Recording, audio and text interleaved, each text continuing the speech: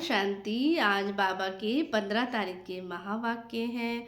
बाबा ने कहा, मीठे बच्चे, बाप तुम्हें दैवी धर्म और श्रेष्ठ कर्म सिखलाते हैं, इसीलिए तुमसे कोई भी आसुरी कर्म नहीं होने चाहिए।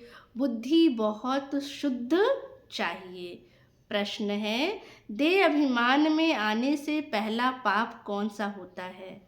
उत्तर है, अगर देह अभिमान है तो बाप की याद के बजाय देहधारी की याद आएगी। कुदृष्टि जाती रहेगी, खराब ख्यालात आएंगे। ये बहुत बड़ा पाप है।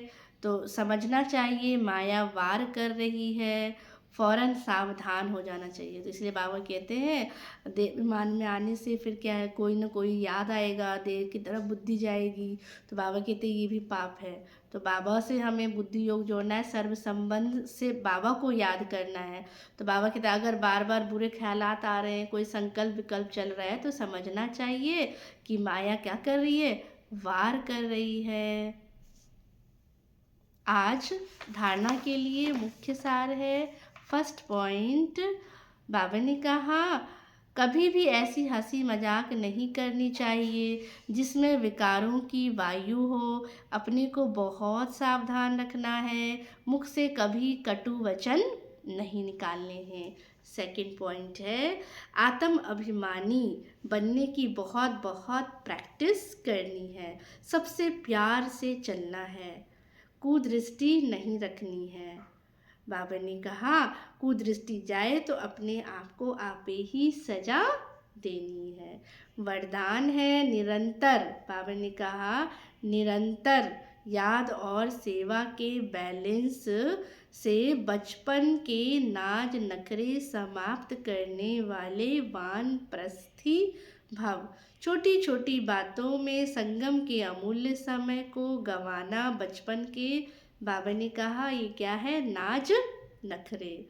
अब यह नाज नखरे शोभते नहीं। वानप्रस्थ में सिर्फ एक ही कार्य रह जाता है। वहाँ भी कहते वानप्रस्थ में क्या करो, भगवान को याद करो।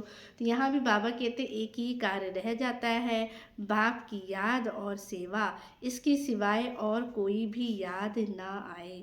उठो तो भी याद, और बाबा ने कहा सेवा में भी याद, सो तो भी याद और सेवा।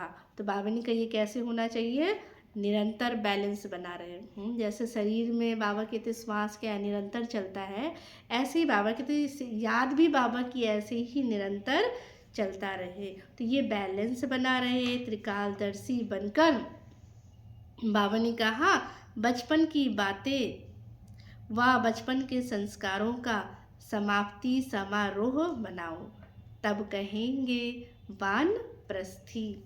स्लोगन है, सर्व प्राप्तियों से संपन्न आत्मा की निशानी है संतुष्टता। संतुष्ट रहो और संतुष्ट करो।